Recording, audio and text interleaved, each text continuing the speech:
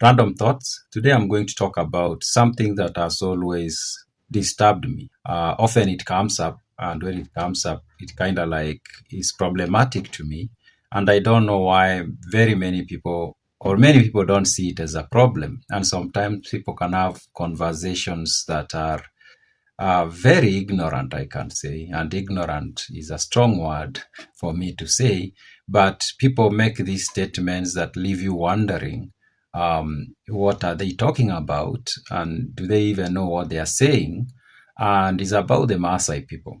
Now, I grew up in Narok County, and many of my childhood friends happen to be Maasai, of course, and I got to interact with Maasais at very close, or I got to have a very close interaction with the Maasai people.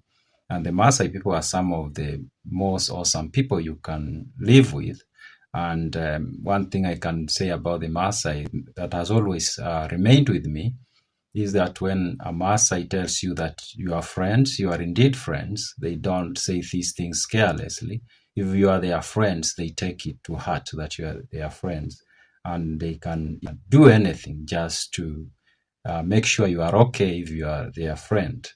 Now, what I'm talking about is the impression of who a Maasai is, especially, of course, from other people, mostly other Kenyans, in fact. I wouldn't say it's something that people from outside Kenya have.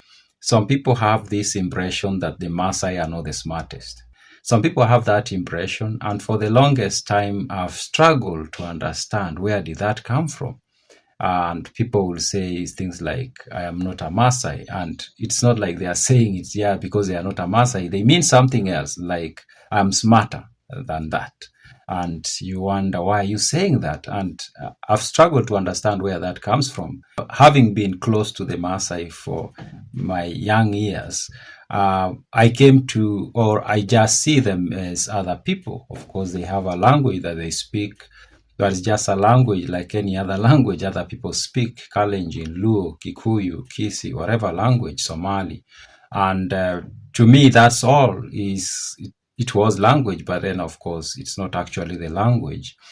But where it matters, a master is just like any other person.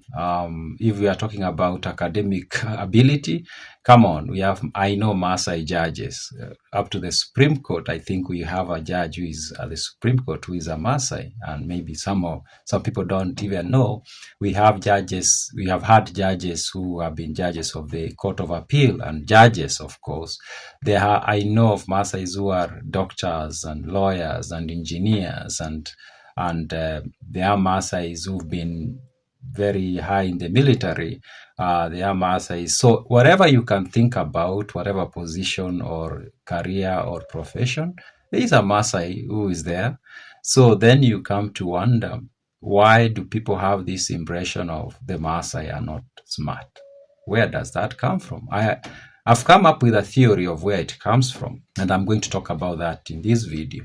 Now, the Maasais, of course, are unique, but that doesn't mean that they are the only people who are unique. Every community is unique.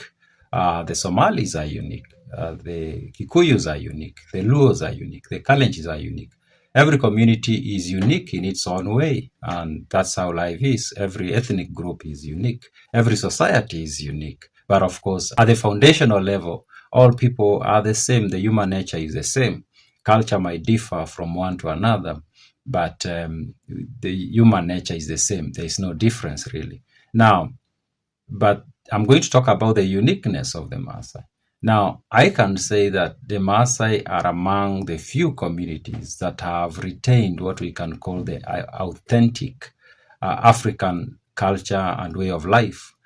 Most other communities during colonial times and immediately after kind of like moved so fast to embrace the other way of living, to embrace new religions and to embrace new cultures, we can say. Even when they maintained their own cultures, the cultures was to a large extent, of course, influenced and changed to some extent. But the Maasais didn't move that fast. They retained, it seems like the Maasais have been very proud of their culture.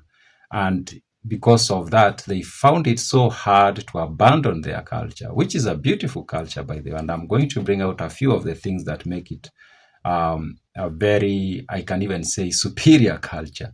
Um, so they recognized that their culture was great, it was good, and they didn't see the need for them to drop it and embrace something else. But that is changing, though. That's changing today. If you go to Maasai land, people are changing their belief systems and their way of life and all that. They are at long last being conquered, like the rest of Kenyan communities were conquered. Now, let me first talk about why it's a unique culture. The Maasais, I would say, had we can say, one of the most organized republics.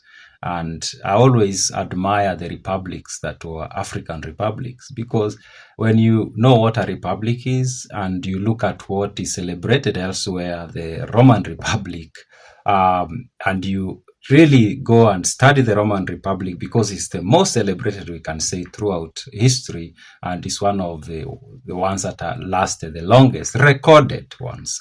I have to say that. But when you come to Africa and you start looking at how African communities lived, their government organization, their society, how their societies were organized, then you start realizing these were very efficient republics. And the Maasai's had one such very, very organized republic. And they didn't have a king or a ruler who had all the powers. Of course, they had the Olaibon, but the Olaibon shared this power with elders and the Morans, and there was this distribution of power in the community, really. And the republic was a very well organized republic. They also had laws and regulations on how to live your life and how to live with others. Today, if you walk in Nairobi and you see a Maasai, of course, putting on the usual attire, Maasai attire, and they have a sword tied on their waist, nobody is going to ask, why is this man walking around with a sword? But if somebody else who is not a Maasai walks around with a sword, people are going to ask questions. And there is a reason for that. And it comes from the Maasai's way of life and discipline that was instilled in the people. You can have a huge altercation with a Maasai and they have their sword, and it will be a huge altercation, huge conflict with them, but that knife is likely not to come out. That sword is likely not to come out, because it's not their way to take out the knife to fight fights. Maybe they might hit you with the rungu, but not the sword. And everybody understands a Maasai walking around with a sword is not a risk, it's not a danger. They have self-discipline. They have self-discipline that they are not going to use that sword carelessly. But the rest of the people, if you see them with a sword and you have a easy, simple altercation with them, the sword might easily come out and it might be used on you. And that's an example of a culture that was so disciplined, that made people to be so disciplined, and had a way of making people live in harmony with one another. Even when there is conflict, people knew how to behave. And another thing I can say about the Maasai that shows how their culture was very, very, very, we can say, superior to most, to many, in fact, is that even during, of course, all African communities or nations or republics, let me use the appropriate words for that, they always fought like other nations fight or are fought throughout history. It's not an African thing, it's a human thing. Nation states and republics and monarchs have always fought, have always had wars. And so it was the same in Africa, of course. The Maasai Republic will fight with the Kalenjin Republic and maybe the Kikuyu Republic. And it is interesting, as I've said, most of African communities or nations were republics, actually. Now, during that, the Maasais also had a lot of discipline with that. Like, the Maasais will not hurt a soul individual walking amongst them, even if they are fighting with their own people. Like, if the Maasai's republic is fighting with the Kikuyu Republic, and there is a Kikuyu roaming amongst the Maasai, they will not touch him because he's not at the battlefield. So they will not touch him, actually. And that's a discipline that they had. And to some extent, they have maintained that discipline to date. Of course, sometimes the Maasais have conflicts with their neighbors. But even when they have conflict with their neighbors, say the Kisis or the Kalenjins, and then there are Kisis or Kalenjins amongst them, they don't touch them. You will walk among them and they will see you and they will not touch you because you are not at the battlefield. So they will not touch you. That cannot be said of many other communities. And maybe it used to be the case among many republics in Africa that you don't attack people who are not at the battlefield.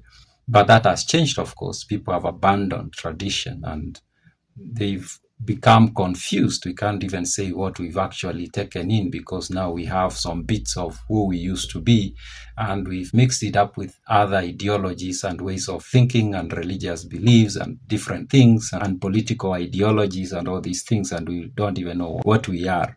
Now, coming back to the question of or why some people, or very many people actually, and I've always, as I've said, I've always struggled to understand why do so many people think that the Maasais are not smart? Like, where does that even come from? Because if you had an interaction with a Maasai, is just a human being who has capacities like any other human being. Of course, there will be smart Maasais and not smart Maasais. Smart Kikuyus, not smart Kikuyus. Smart Somalis, not smart Somalis. Smart Europeans, not smart Europeans. That's human, how human society is everywhere. But why do you see that shuka and you think, oh, that person is not smart enough? Why do you think so? There is a reason for that. Or I have a theory. I think since, as I have said, the Maasai, we can say, are among the last communities to hold on to that authentic African culture and way of life, that was not ideal in the society we're living in today because that was not easy to manipulate them or to make them do things, to use propaganda on them and things like that. You need to break people away from their culture, from what holds them, from their foundation. When you break them away from it, then it is easier to manipulate them. Now, it wasn't easy to manipulate the Maasai because he is always putting what do elders say? What would my elders say about this, or what is expected of me by my elders, by my age mates, by, you see, the clan and things like that? How am I expected to behave in this situation? And so somebody will behave according to what culture expects them to. But now that's good for the person and the community, but it's not good for people who want to control, because when they give you ideas, instead of you acting on those ideas, what do? You go consult the elders or you go consult the community, not actually literally going to consult them. Like, you measure what you are told against what you think or you know your community expects you to do. And often, of course, the community wins because you believe so much in that culture. You believe, as Maasai, this is how we live, this is what we do, this is what is expected of us. So if somebody tells you, no, you should live like this, you are like, but our culture doesn't allow that. And I think the concept of calling the Maasai not smart was a very effective propaganda mission that was planted among other people somehow, and it seemed so organic, so that to discourage the Maasai from being who they were, and to get them out and to make the rest. Because here's the thing, when you think about it in the bigger picture, you realize that anything that has been African, authentically African, has been made to look terrible. African medicine, African religion, African, everything African. During the colonial time, it was made to look so bad that even today, most people struggle. I remember I had this conversation with somebody who told me it's wrong for you to take herbal medicine because it is dark. And I asked them, why is it dark? It's like, these are things that used to be done by our ancestors when they had not seen the light. I remember that conversation. It's like 20 years, but I always remember that conversation we had, and we did argue a lot. It did become very passionate argument, I can say, because I was trying to help him see why he was wrong, and he was also trying to help me see how I was wrong about it. But he said that herbal medicine is dark because it used to be used by our ancestors.